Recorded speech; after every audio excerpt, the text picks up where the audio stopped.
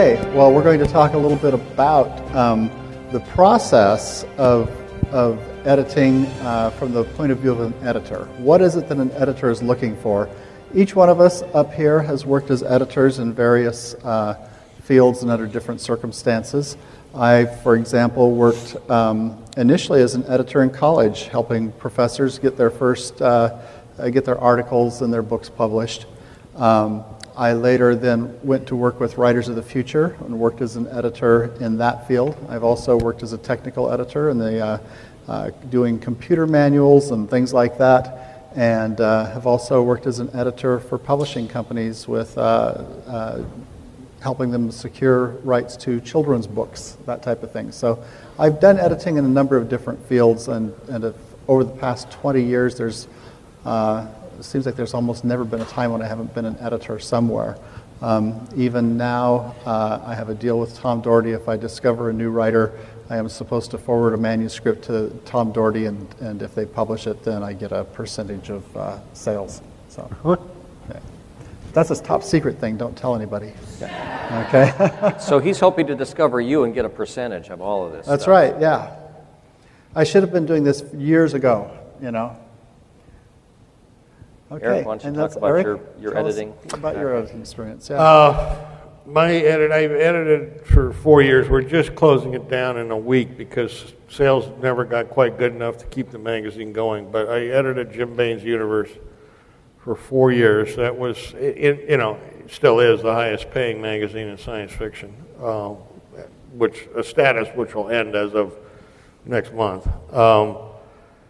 And it was a bi-monthly publication. I also do, mostly as part of the 1632 series, a lot of anthologies. And the 1632 series is actually produced, because one of the things I did with that series was what's basically organized fan fiction.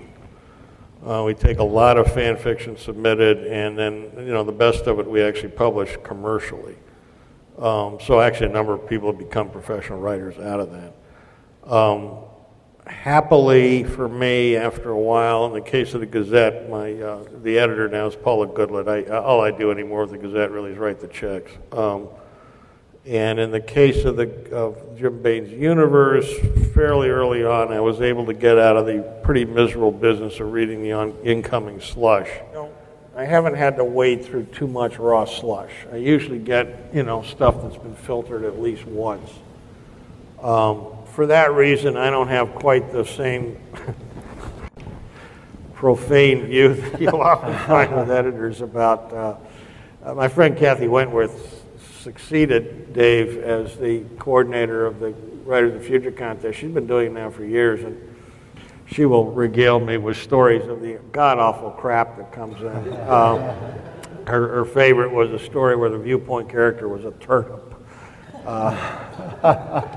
A turtle. No, a turnip. Turnip. A turnip. So it was an action story then.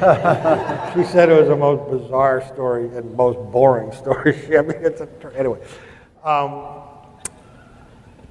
The only thing I'm going to say in my opening remarks is this, that it is honestly true that good writing is not that common. It really does stand out. And I know when I'm reading, and I read a lot of stories, you'll get the one that works, and it has two characteristics. One, it's well written. Literally in terms of the prose, it's coherent, it's grammatically correct. So it's like, that's not enough, but it's enough right away to make the editor relax. It's like, oh, good. Well, at least I don't have to, worry I'm going to have my teeth rattled. This person can write.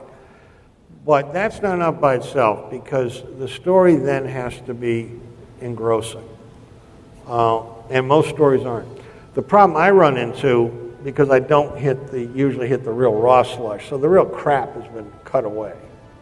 But see, it's not the real crap. We can get it back for you, though, if you want. Oh, we can get it back for you. Actually, for an editor, the problem isn't the really bad stories. I mean, those are the ones you hear the horror stories about. But look, here's the truth. A really bad story, it's obvious within 2 paragraphs, and you just pitch it. The bigger problem, and what I'm going to spend more time talking to you guys about, because the problem you're more likely grappling